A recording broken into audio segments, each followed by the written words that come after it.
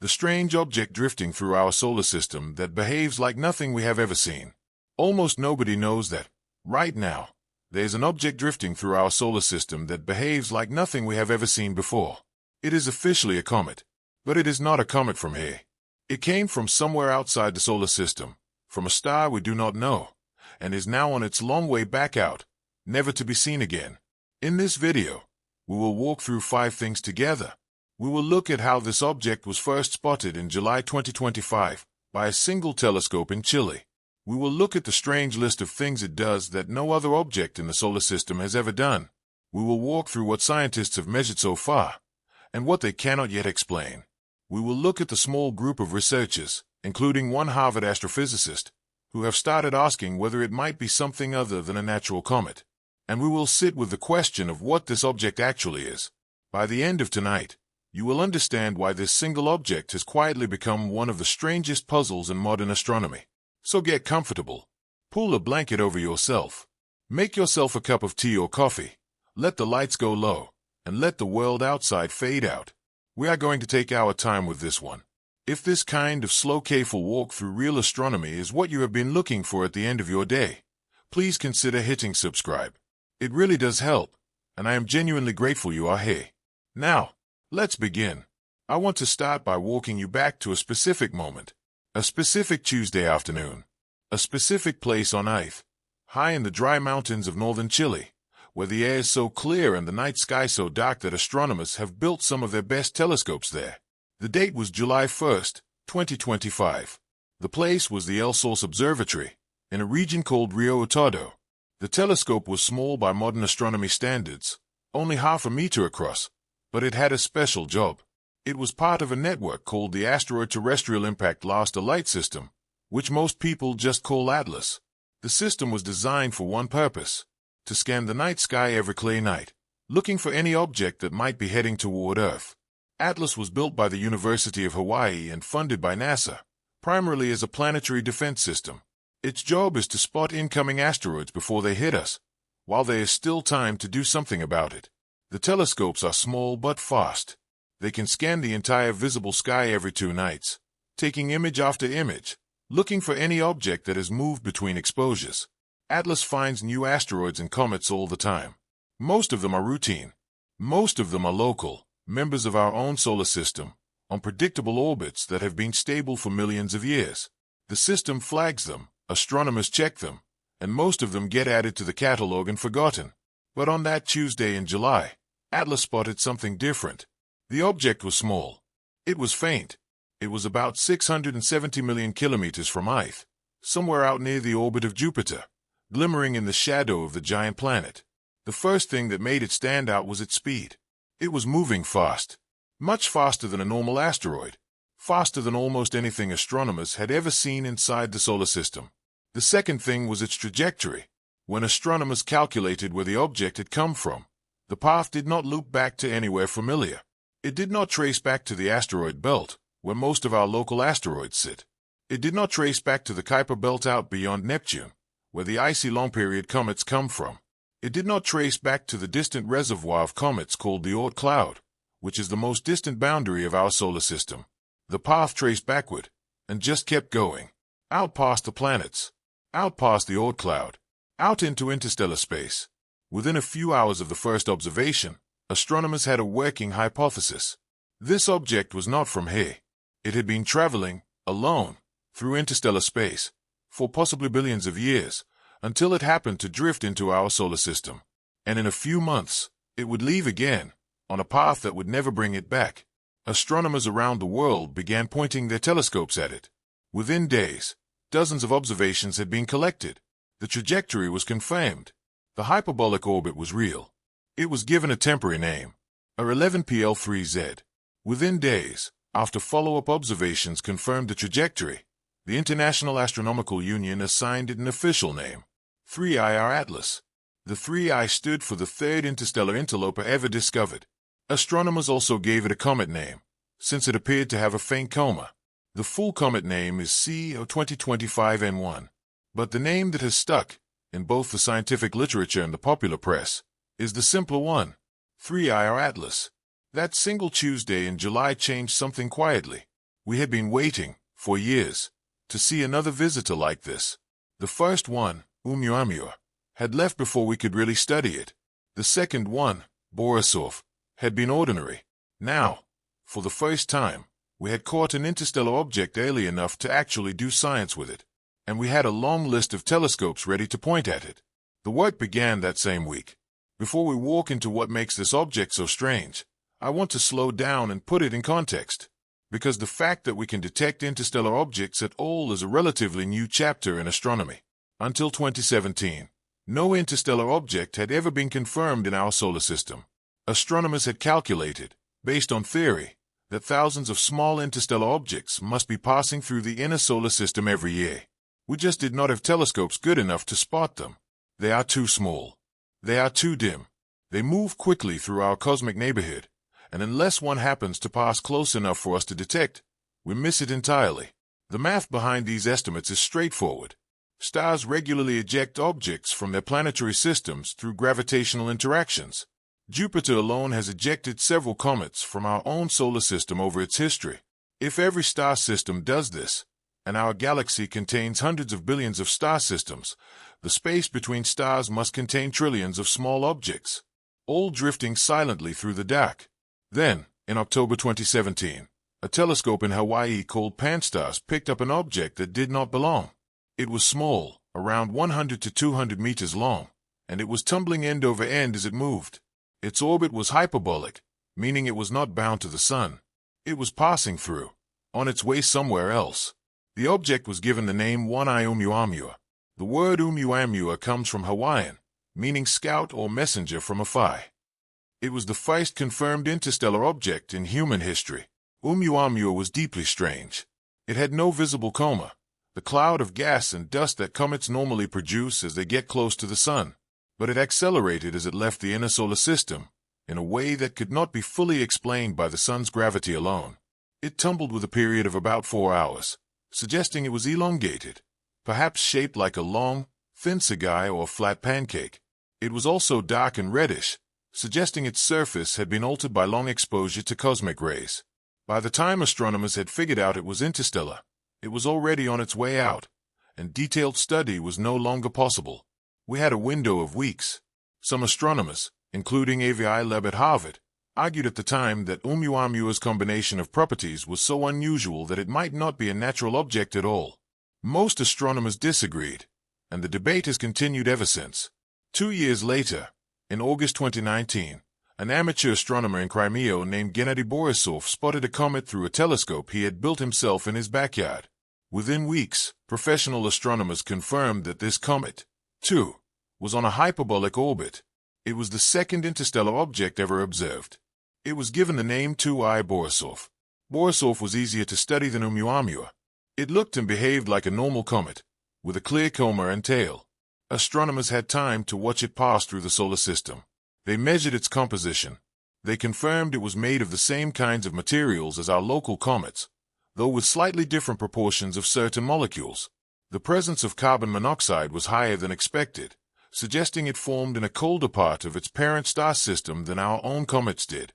Borisov was unusual in some details, but it was not deeply mysterious. It looked like a comet from somewhere else, but a comet nonetheless. The visit was relatively undramatic. The object passed through, was observed for several months, and left. 2 interstellar visitors. One strange, one ordinary. That was the catalogue of confirmed interstellar objects when 3-Io Atlas was discovered in July 2025. 3-Io Atlas turned out to be neither strange nor ordinary. It was something else. It had cometary activity, like Borisov. It had a coma, a tail, water emissions, the standard signs of a comet. But layered on top of all that ordinariness was a long list of properties that did not fit any model. As more data came in over the second half of 2025 and into 2026, the list of anomalies kept growing. The third interstellar visitor in human history was the strangest of the 3, and we had caught it early enough to actually study it. Before we walk into the anomalies of 3-Io Atlas, I want to be clear about what astronomers actually mean when they call an object interstellar, because the distinction matters. Every object in our solar system follows what is called a closed orbit. It moves in an elliptical path around the sun, looping back on itself, year after year. century after century. Earth has been doing this for 4.5 billion years. So has Mars. So has every comet in the Oort cloud. They are all gravitationally bound to the Sun. An interstellar object is different. It is not bound to the Sun. It is moving fast enough that the Sun's gravity cannot hold it. It is on what astronomers call a hyperbolic orbit. The path comes in from infinity, curves around the Sun, and goes back out to infinity. It is a single visit. The object will never return. Astronomers know an orbit is hyperbolic by measuring something called the eccentricity. Eccentricity is a number that describes the shape of an orbit. A circular orbit has eccentricity 0. An elliptical orbit, like Earth's, has eccentricity between 0 and 1. A parabolic orbit, the boundary case, has eccentricity exactly 1. Anything above 1 is hyperbolic, meaning the object will escape the Sun forever. Earth's eccentricity is about 0.017, very close to circular. Halley's Comet, with its long elliptical orbit, has an eccentricity of about 0.967. Even with such a stretched orbit, Halley's Comet is still bound to the Sun, retaining roughly every 76 years. 3IR Atlas has an eccentricity of about 6.14. That is enormously above 1. It is one of the most hyperbolic orbits ever measured for any object in our solar system. The object is moving so fast that the Sun's gravity barely affects its overall path. There is a second number that confirms the same thing, called the velocity at infinity. This is the speed an object would have if it were infinitely far from the Sun, where the Sun's gravity has no effect. For 3IR Atlas, the velocity at infinity is around 58 kilometers per second. That is about 130,000 miles per hour at the very lowest estimate of its travel speed. For comparison, Oumuamua had a velocity at infinity of about 26 kilometers per second. Borisov was around 32 kilometers per second. 3IR Atlas is moving roughly twice as fast as either of the previous two interstellar visitors. This is the first thing that makes 3IR Atlas strange. It is the fastest confirmed interstellar visitor we have ever caught passing through our solar system. Let me sit with that number for a moment, because the implication is harder to feel than it sounds. 58 kilometers per second is a difficult speed to picture. Let me put it in some other ways. First, in everyday units. 58 kilometers per second is about 130,000 miles per hour. That is roughly 60 times faster than a passenger jet. It is roughly 200 times faster than a Formula One race car. If 3IR Atlas were moving across the Earth's surface, instead of through space, it would cross the United States in about a minute. Second, in solar system terms, Earth orbits the Sun at about 30 kilometers per second. 3IR Atlas is moving at almost twice Earth's orbital speed. The Sun itself, as it carries us along through the galaxy, moves at about 220 kilometers per second relative to the local rest frame. 3IR Atlas is moving at a quarter of that speed, but in a completely different direction. It came in from a region of the sky in the constellation Sagittarius, which means its motion through the galaxy is significantly different from the Sun's. Third, in stellar terms, the reason 3IR Atlas is faster than Oumuamua and Borisov is that it has been traveling, alone, through the galaxy for an extremely long time. Every star in the galaxy is moving. As 3IR Atlas drifted through interstellar space, it was being accelerated and decelerated by the gravitational tugs of every star and dust cloud it passed near. After billions of years of these tiny tugs, its speed reflects the cumulative history of every gravitational encounter it has ever had. A faster speed, in interstellar terms, often means an older object. The longer something has been traveling, the more chances it has had to be accelerated. 3IR Atlas, in this picture, is moving fast because it is old. Fourth, in human time terms, 58 kilometers per second is about 1,800,000 kilometers per hour, which is over 5 billion kilometers per year. The object covers, every single year, more than 30 times the distance from Earth to the Sun. Imagine a small chunk of ice, smaller than a city block, traveling that fast for billions of years through the dark. That is the basic picture of where 3IR Atlas came from. We will come back to its age in a moment, because the age, when astronomers measured it, turned out to be one of the most striking facts about this object. But the speed alone, before any other measurement, was already strange. Astronomers had only seen two interstellar objects before. Both were moving slower. The third visitor, the one we now call 3IR Atlas, broke the speed record for confirmed interstellar visitors. By a wide margin. The first thing it told us was that we have never seen this before. The second was that whatever this object was, it had been on the road for a very long time. The first thing astronomers wanted to know, after they had confirmed the speed and the trajectory, was where it came from and how old it was. Those answers, when they came back, were even stranger than the speed. When astronomers measured the age of 3I Atlas, they used a technique called kinematic dating. The idea is straightforward, but the result was striking. In our galaxy, stars and the objects associated with them move in patterns that depend on when they formed. Younger stars tend to move with the gas they formed from. They move in mostly circular orbits around the galactic center, in roughly the same direction, at roughly the same speed. The galaxy is, for these young stars, a calm rotating disk. Older stars are different. They have been jostled by encounters with other stars over billions of years. They have been pulled by the gravity of giant molecular clouds. They have crossed the spiral arms of the galaxy multiple times. Each encounter slightly randomizes their motion. After 8 or 10 billion years, the orbital direction of an old star bears almost no relationship to where it originally formed. It has become part of a population of stars with random velocities, scattered over a thicker part of the galactic disk that astronomers call the thick disk. By measuring the precise direction and speed of an interstellar object, astronomers can compare its motion to the motion of stars in the Milky Way and estimate roughly when in galactic history it was ejected from its home star system. A team of astronomers, working with data from 3I Atlas, calculated that the object likely originated from a star system that formed in the thick disk of the Milky Way. The thick disk is the older, more dispersed population of stars in our galaxy. Stars in the thick disk are typically between 8 and 10 billion years old. That means 3I Atlas may have formed before the Sun did. The Sun is about 4.6 billion years old. If 3I Atlas formed in the thick disk, then by the time our Sun and Earth were assembling out of a cloud of gas and dust, 3I Atlas had already been wandering through the galaxy for several billion years. I want you to sit with that for a moment, because the implication is strange. The object passing through our solar system right now may be older than the Sun. It may have been ejected from a star system that formed when the universe was very young, before our planet existed, before there was anything in our local cosmic neighborhood except cold gas and the first generation of stars. Let me put that in human time terms, even though human time is essentially meaningless at these scales. If you imagine the entire history of the Sun compressed to a single 24-hour day, with the Sun forming at midnight and the present moment being midnight tomorrow, then 3I Atlas would have been on its journey for at least one of those 24-hour days before the Sun even existed. Possibly two. Its parent star may have been born, lived, and died, all before our Sun ignited. It traveled, alone, through the dark space between stars, for possibly 8 billion years. And then, in the summer of 2025, it happened to drift into our solar system, was caught by the eye of a small telescope in Chile, and is now on its way back out. Some early James Webb Space Telescope observations suggested that 3I Atlas could be nearly as old as the universe itself, which would push its age toward 13 billion years, though this estimate is still being debated by other astronomers. The kinematic age and the chemical age do not yet fully agree, and the field is still working out which is more reliable.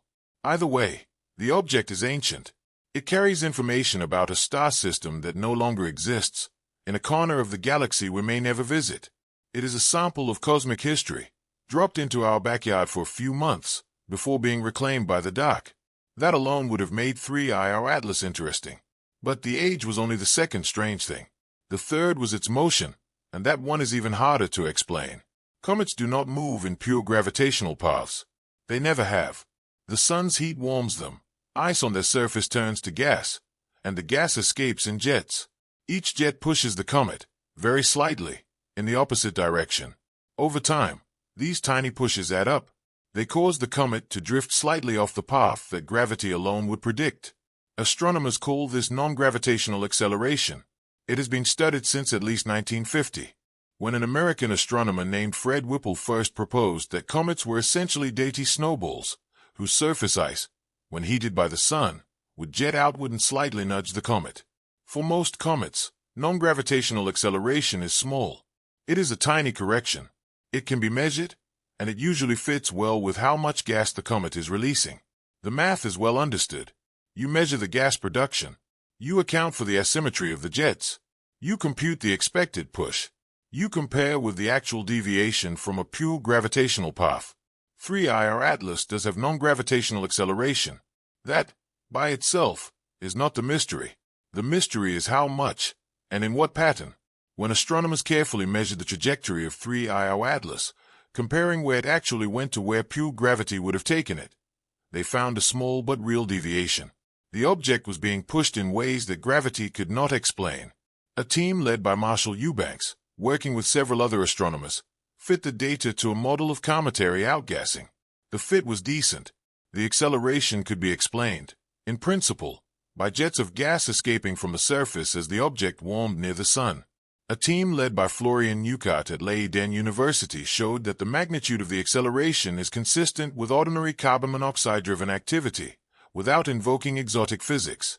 But other researchers, including a Harvard astrophysicist named Avi Loeb, have argued that the acceleration is strange in subtle ways that the standard cometary model does not fully account for. Loeb has pointed out that 3IR Atlas has a small non-gravitational acceleration despite a very specific timing relationship with its closest approach to the Sun, and that this combination is unusual for natural comets. The way the acceleration changes over time, and the direction it is pointing, are also under careful study. A separate analysis by Florian Spotter at the Catania Observatory in Italy, with collaborators in Poland and the United States, found that the acceleration parameters are sensitive to which observations you include and how you model the outgassing. Different reasonable choices give different answers, with significant uncertainty in the size and density of the nucleus. Whether the acceleration is fully explained by ordinary outgassing, or whether it requires a more careful model, is one of the active arguments in the field right now. The data is real. The acceleration is real. The question is how to interpret it. Let me say that more carefully, because the language matters. When a researcher says an acceleration is anomalous, they do not mean it cannot be explained. They mean it does not fit the simplest model on the first try. Most of the time, anomalous accelerations turn out to be explainable when astronomers refine their models. Sometimes they turn out to be the first hint of something genuinely new. 3IR Atlas sits in that uncertain space right now. The acceleration is real. The interpretation is open. The math does not yet add up cleanly. In February 2026, a team at Auburn University, led by Dennis Bodwitz, published a result that surprised most observers. Using NASA's Swift Ultraviolet Observatory, they had detected something never before seen in an interstellar object: water. Specifically, they detected hydroxyl gas, the molecule OH, which forms when ultraviolet light from the sun breaks apart water molecules. By measuring the hydroxyl, the team could work backward to estimate how much water 3IR Atlas was releasing into space. The number was striking. About 40 kilograms per second. Let me put that in everyday terms. 40 kilograms per second is roughly 88 pounds per second. That is the weight of an adult human, every second, being expelled from this object as water vapor. Over the course of a single hour, the object releases more than 140,000 kilograms, or about 320,000 pounds, of water into space.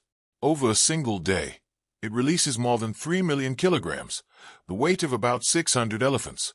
That is the rate they measured during their observations in late summer 2025. The strange part was when they measured it. Most comets do not begin emitting significant amounts of water until they get close to the sun, somewhere inside the orbit of Mars, where the sun's heat is strong enough to sublimate water ice into vapor. Beyond about 3 astronomical units, which is roughly the distance to the asteroid belt, water ice is too cold to evaporate at meaningful rates. Comets at that distance typically release carbon monoxide or carbon dioxide, which have lower boiling points, but not water.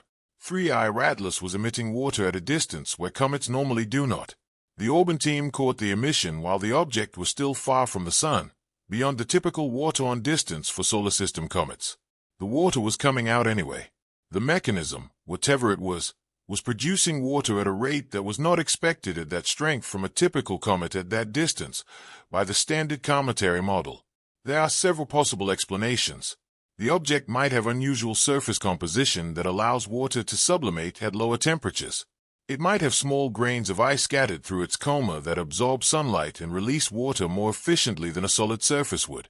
The grains, being small, would have less thermal inertia than a large nucleus, and could heat up faster in sunlight. It might have an internal heat source we do not understand. It might have a structure where water-rich layers were exposed by some recent process. Each of these is, in principle, possible. None of them have been proven. The water emission, like the acceleration, is real. The interpretation is open. The simple version of the story, the one that fits most comets, does not fit 3I Atlas. Once again, this is unusual for an interstellar comet. Not a violation of physics, but still worth explaining. The Orban observation was the first time anyone had ever detected water from an interstellar object. Oumuamua had no detectable activity at all. Borisov produced enough water to be detected, but only when it was near the Sun, in line with what we expect from comets. 3I Atlas produced water far from the Sun, in quantities much larger than expected. This single fact, by itself, would have made 3I Atlas scientifically interesting. As one observation among many anomalies, it became something else. Another piece of evidence that this object does not behave like the others. The water was not the only chemistry oddity. The list of strange chemical signatures from 3I Atlas keeps growing. In normal comets, different molecules turn on at different times as the comet approaches the Sun. The pattern is governed by the boiling points of the various ices on the comet's surface. The molecules with the lowest boiling points, like carbon monoxide, evaporate first, when the comet is still far from the Sun and very cold. As the comet warms, more volatile ices remain solid while less volatile ones turn to gas, in a predictable order. Carbon monoxide, with its very low boiling point, turns on first. Far from the Sun, carbon dioxide turns on next, somewhat closer. Methane, which has a boiling point between the two, should turn on at a distance somewhere between them. Water, with the highest boiling point of the four, turns on last, only when the comet gets close to the Sun and the heating is intense enough to melt water ice. This pattern has been seen on dozens of comets in our own solar system. It is a basic test of cometary chemistry. It is what astronomers expect. 3I Atlas broke this order. According to detailed observations from late 2025 and early 2026, the object was producing carbon monoxide and carbon dioxide long before it reached the Sun. That fits the standard model. Water was being detected even earlier than expected, which we just discussed. But the methane signature, when it finally appeared, only became detectable after the object passed its closest approach to the Sun. This is the wrong order. By the standard chemistry of comets, methane should have appeared somewhere between carbon dioxide and water, not after both of them. It should have shown up before perihelion, the closest approach. Instead, it showed up only afterward. One possible explanation is that the object has a layered structure. The outer layer might contain mostly carbon monoxide, carbon dioxide, and water ices. The methane might be locked in a deeper layer, only released after solar heating worked its way into the interior of the object. Imagine an onion, with different chemicals at different depths. As the Sun heats the surface, the outermost layers evaporate first, exposing the layers below. Eventually the heat reaches a methane-rich layer, and methane begins to escape. If that explanation is right, it tells us something interesting. 3I Atlas may have a chemical structure that does not match any comet we know from our own solar system. The interior chemistry, the layering, the relative abundances, all suggest the object formed in a very different environment from the comets that formed around our Sun.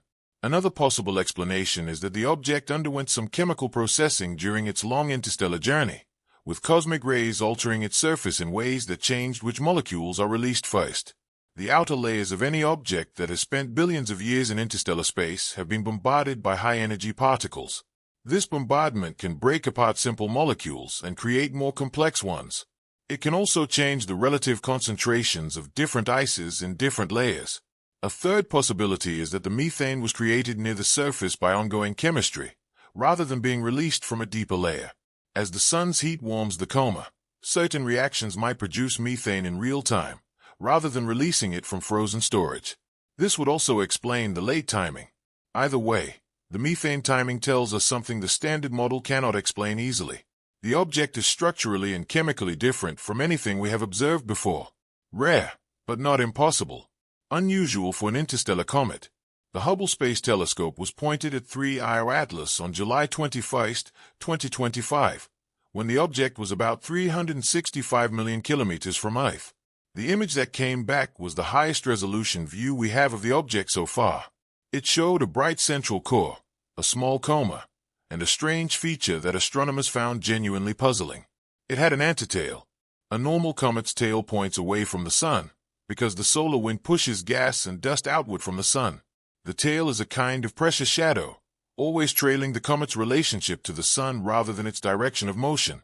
As the comet moves through its orbit, the tail can swing around, but it always points roughly anti-sunward. 3I, our Atlas, had a tail pointing toward the sun.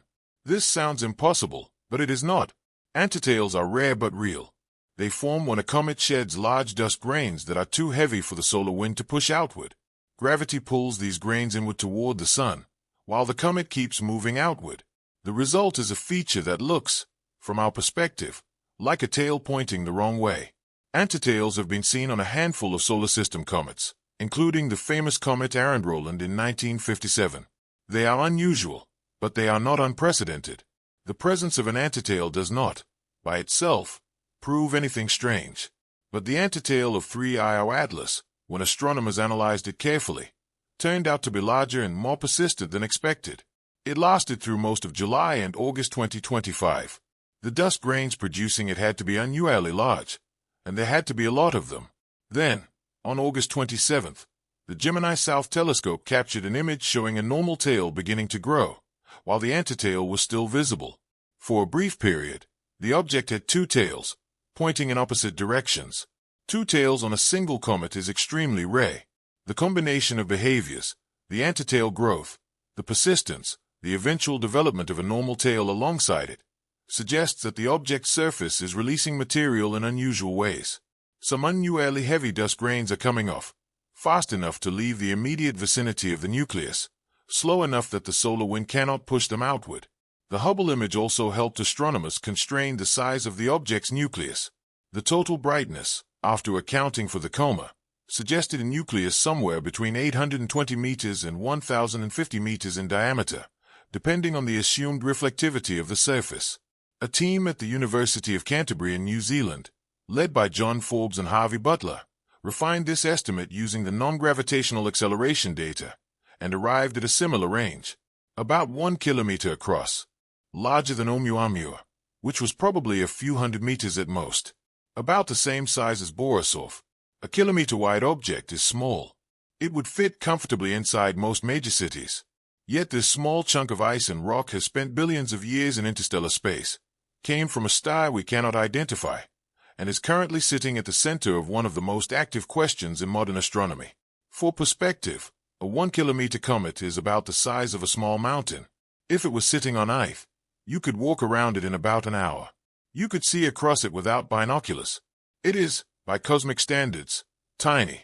The dust trail it has produced, the water it has emitted, the questions it has raised, are all out of proportion to its size. That is part of what makes 3I, our Atlas, so strange. The object is small.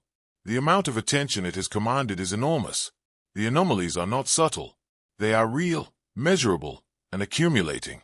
Let me step back from the anomalies for a moment, because there is a bigger picture here that is worth pausing on. Every interstellar object that passes through our solar system carries information about a star system somewhere else. The ratios of carbon, hydrogen, oxygen, and other elements inside it are like a chemical fingerprint of where it formed. The orbital direction it came from tells us something about the part of the galaxy it has been traveling through. The age of its component minerals tells us when its parent star system existed. 3I, Atlas, came from the direction of the constellation Sagittarius. Its kinematic age suggests it formed in the thick disk of the Milky Way, which would mean its parent star was older than the Sun and existed in a denser, more chaotic environment than our local neighborhood. The strange chemistry suggests that star system had different conditions from ours, perhaps a different freezing temperature, different elemental ratios, different patterns of stellar evolution. The isotope ratios alone tell a story. A measurement of the ratio of deuterium to ordinary hydrogen in water from comets tells you how cold the comet's home star system was when its water formed. Different temperatures lock different amounts of deuterium into ice. The deuterium ratio in 3I, our Atlas, is unusual, suggesting it formed in a colder environment than typical comets in our solar system. The ratio of carbon-12 to carbon-13 also tells a story about the chemistry of the parent star. The ratios in 3I Atlas suggest a star system that formed when the universe was poor in heavy elements, which is consistent with it being old. Each of these facts is a small piece of evidence about what other star systems are like. We can never visit them. We can never send a probe to study them up close, even with our most ambitious propulsion technology. The nearest star is over 4 light-years away. Any spacecraft we could imagine launching today would take tens of thousands of years to reach it. But interstellar objects come to us. They drift through our solar system, give us a few months to study them, and then leave. They are the only direct samples of other star systems we will ever have, at least in the foreseeable future. They are messages in bottles, sent from places that may no longer exist, washed up on our cosmic shore for a few months before continuing their journey. 3I Atlas, in this sense, is not just an oddity. It is a messenger. It carries chemical and physical information from a star system that may have died billions of years ago, transmitted to us by the slow, silent drift of one small chunk of ice through the dark. We caught it. We studied it. And in a few months, when it leaves, we will have learned something we could not have learned any other way. That is, in a quiet way, one of the most fascinating things about modern astronomy. Every interstellar object is a one-time gift. We get to study it for a window of months, and then it is gone. Estimates suggest that thousands of small interstellar objects are passing through the inner solar system every year. Most are too small or too dim to detect. We see only the ones that come close enough, and bright enough, for our telescopes to catch. With better surveys, like the Vera Rubin Observatory in Chile that began full operations in 2025, we may start to find them more often. Astronomers expect to discover several new interstellar objects each year going forward. But for now, 3I Atlas is the third, and it is the strangest of the three. We have been talking about astronomy for a while. Let me bring this back to your body, your room, the night sky outside your window. If you live in the northern hemisphere, 3I Atlas is currently above the horizon during certain hours of the night, on its outbound journey. It is too faint to see with the naked eye. It is too faint to see with a backyard telescope, unless you have access to professional equipment. But it is up there. Right now, while you are listening to this, the third interstellar object ever confirmed in human history is moving through the dark above your roof, past the stars you know, past the constellations your ancestors named thousands of years ago. You will not see it. The vast majority of people who are alive during this brief window will never see it directly. The light reflecting off its surface is too dim. The object is too small. Even with the most powerful amateur telescope you could realistically own, 3I Atlas would be a barely visible smudge, indistinguishable from 100 other faint smudges on a typical night. But it is up there. It already reached its closest approach to the Sun on October 30th, 2025. It already passed closest to Earth on December 19th, 2025, at a safe distance of 270 million kilometers, almost twice the distance from Earth to the Sun. It already passed closest to Jupiter on March 16th, 2026. Each of those moments has come and gone. The comet is now on its outbound journey, heading away from the Sun, slowing as the Sun's gravity continues to pull on it. It is observable through this spring of 2026. After that, it will fade beyond the reach of most telescopes. By the end of 2026, it will be too faint for even the largest professional telescopes to follow. Within your lifetime, this specific object will move farther and farther away, until it is permanently lost to us. The Mars Reconnaissance Orbiter captured detailed images during its closest approach to Mars on October 3, 2025, when its HiRISE camera achieved a pixel resolution of about 30 kilometers. NASA's Juno spacecraft, currently orbiting Jupiter, also got an opportunity at the March 2026 close approach. Those were our best looks at 3I Atlas before it began to leave us forever.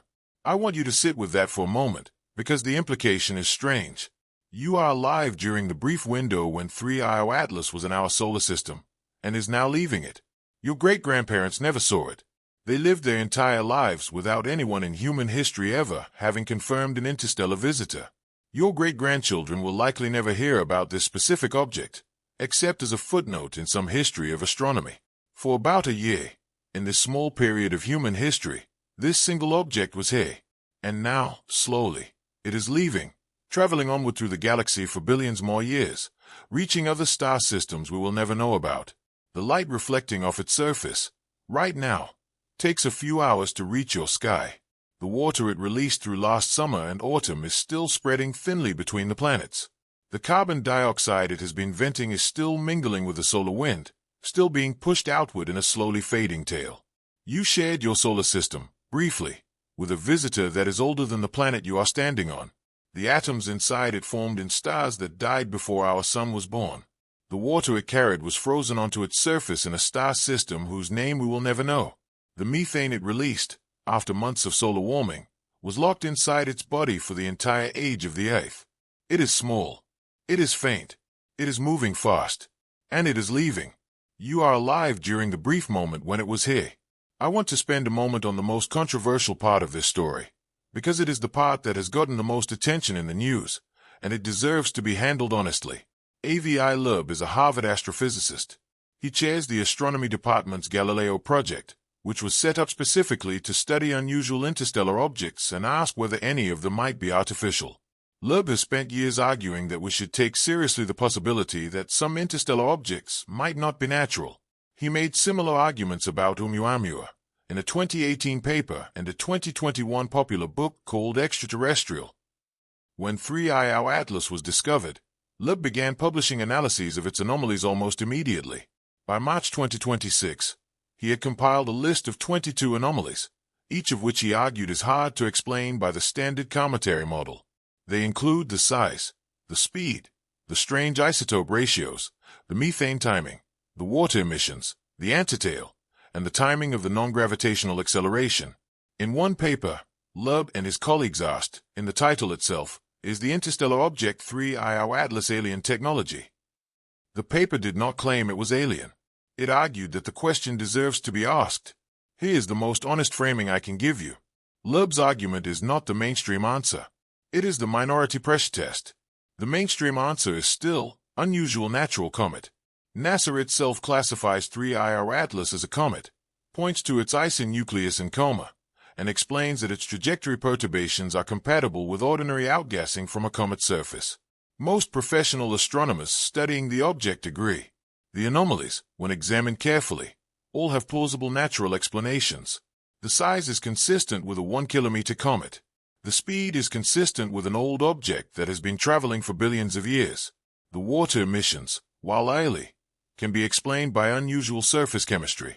The non-gravitational acceleration, as the Leiden University team showed, can be reproduced by ordinary carbon monoxide-driven activity. The minority view is that the combination of so many anomalies in one object is itself worth a closer look. Even if each can be explained alone, the sheer number of unusual properties, all in one object, may be telling us something the standard model is missing.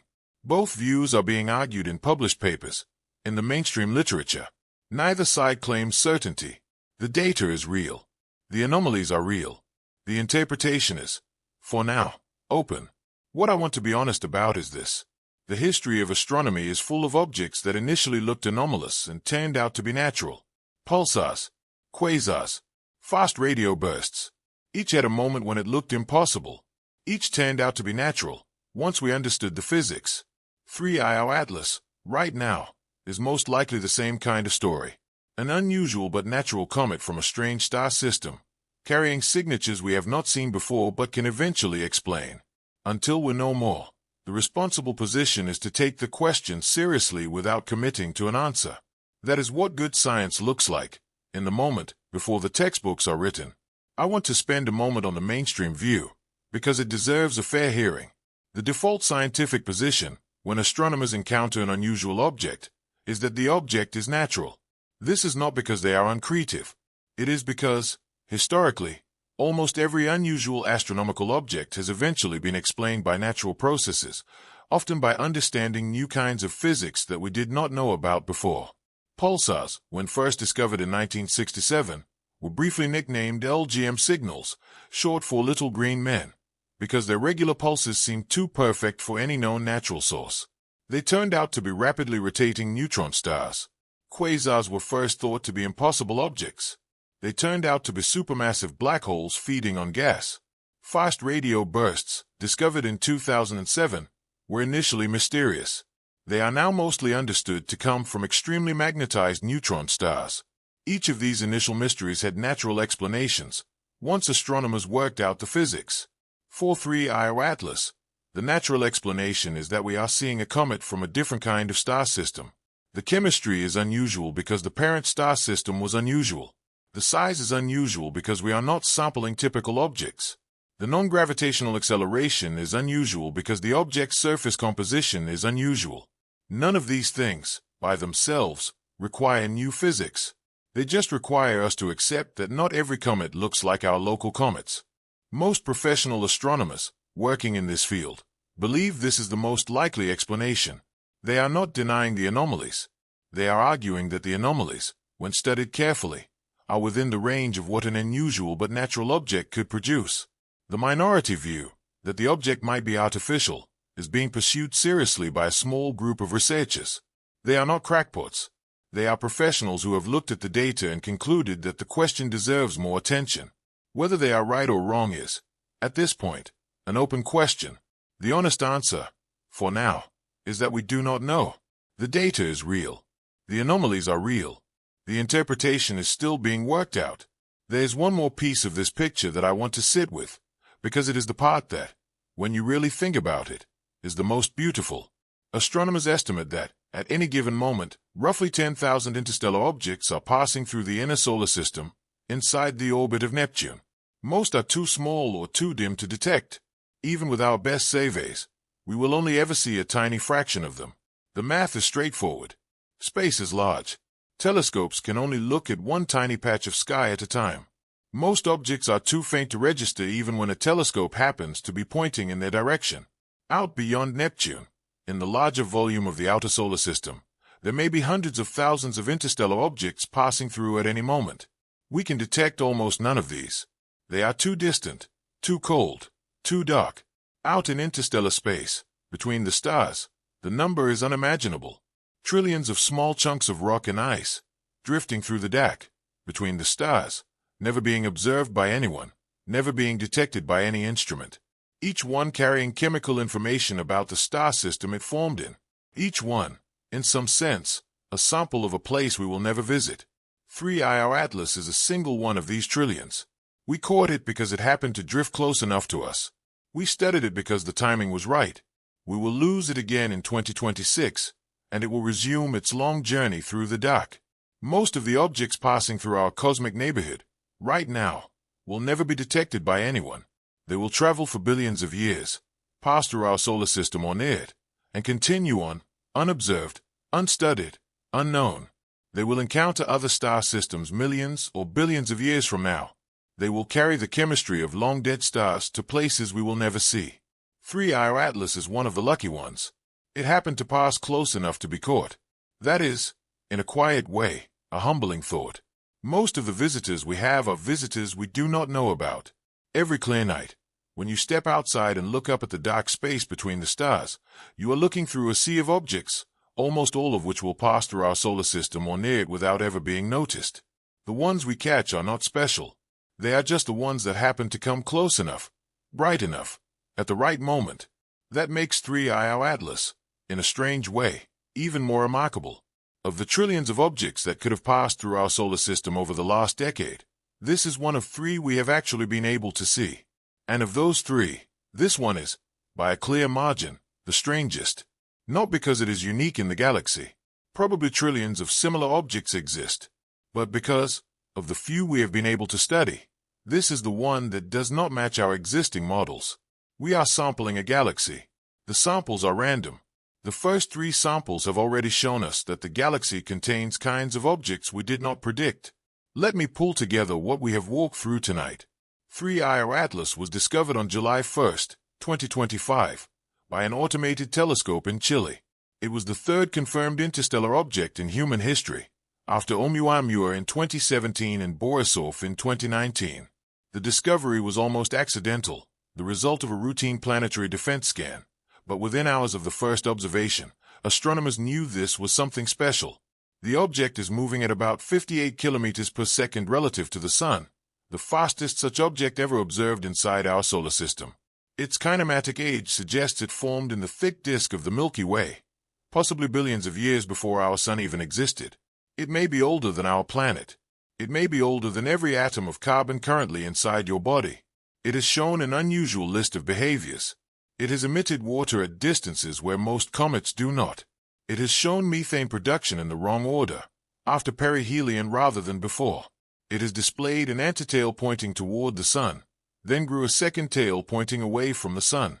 It has shown a small but real non-gravitational acceleration that has been the subject of multiple competing analyses by different teams of physicists.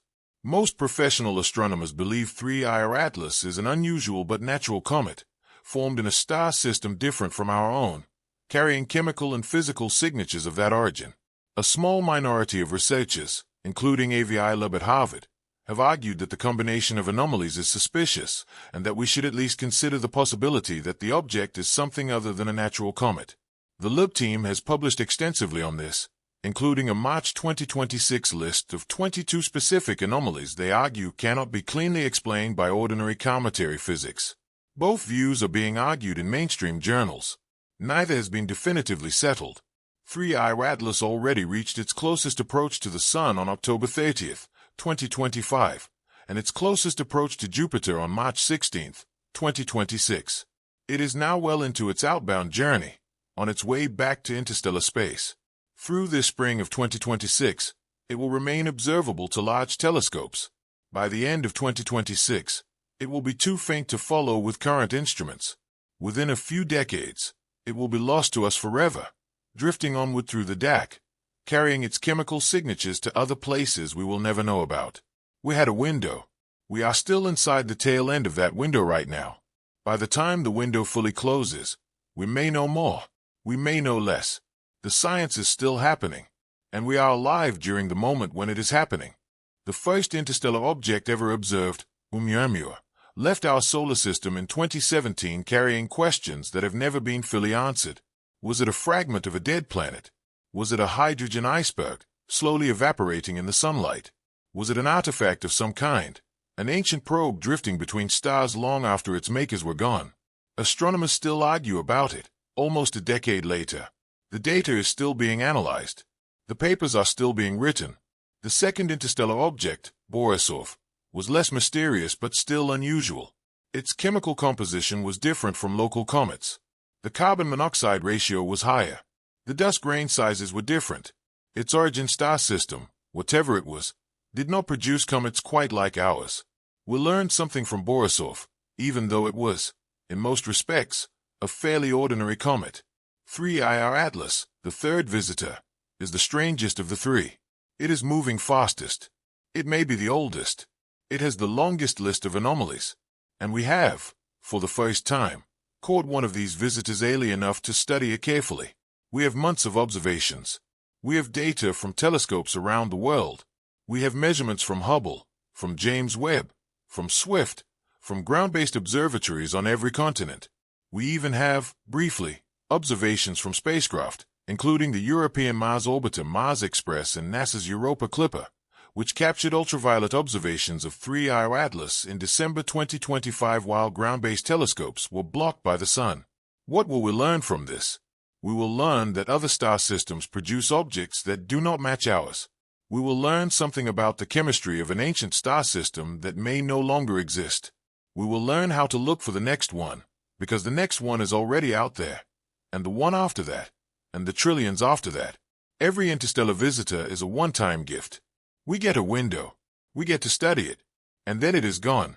The window for 3I Atlas is now closing. Through the rest of spring 2026, large telescopes can still follow it. By the end of 2026, it will be lost to almost everyone except the most powerful professional instruments. By 2030, it will be lost to us forever. The next time you step outside on a clear night, I want you to remember something. The third interstellar object ever confirmed in human history is, right now, drifting outward through the dark above you, on its way back to the space between stars. It is carrying information from a star system that may have died billions of years ago. It has shown us things we have never observed in an interstellar object before, in a brief window that is closing now. You are alive during that window.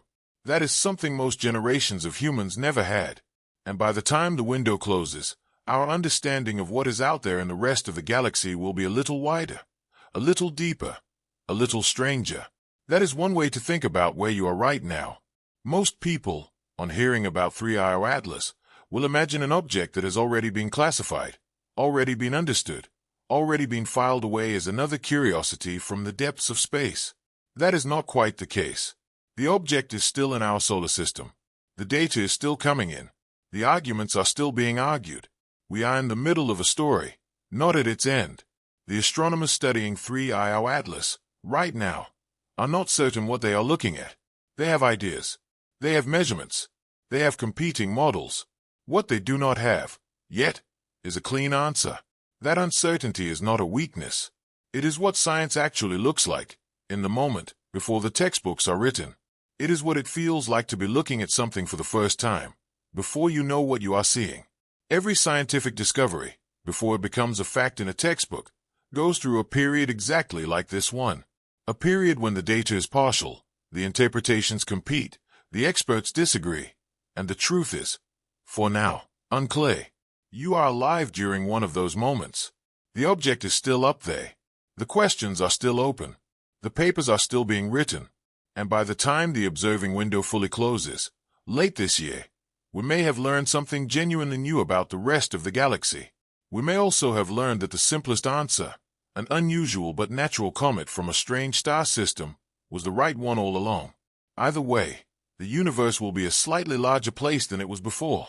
A small object drifted into our solar system, gave us a few months to study it, and is on its way back out. The next interstellar visitor is already out there, somewhere in the DAC, drifting toward us from a star we have not yet learned to identify. The next one after that is even farther away, still on its way. They keep coming, slowly, one every few years now that our surveys are good enough to catch them. We are getting better at this. The Vera Rubin Observatory in Chile is now operational. Its 8-meter mirror can scan the entire visible sky every few nights, with sensitivity far beyond what Atlas can manage. It is expected to find new interstellar objects regularly, perhaps several per year. The next visitor we catch may be larger, brighter, easier to study. We may be able to send a spacecraft to meet it. Plans for an interstellar interceptor mission are being seriously discussed by the European Space Agency. But for now, 3-hour Atlas is what we have. Small, faint, fast, ancient. A single visitor passing through, on its way to somewhere we cannot follow. You are part of that moment. You always were. And tonight, that is where we leave it. Until next time.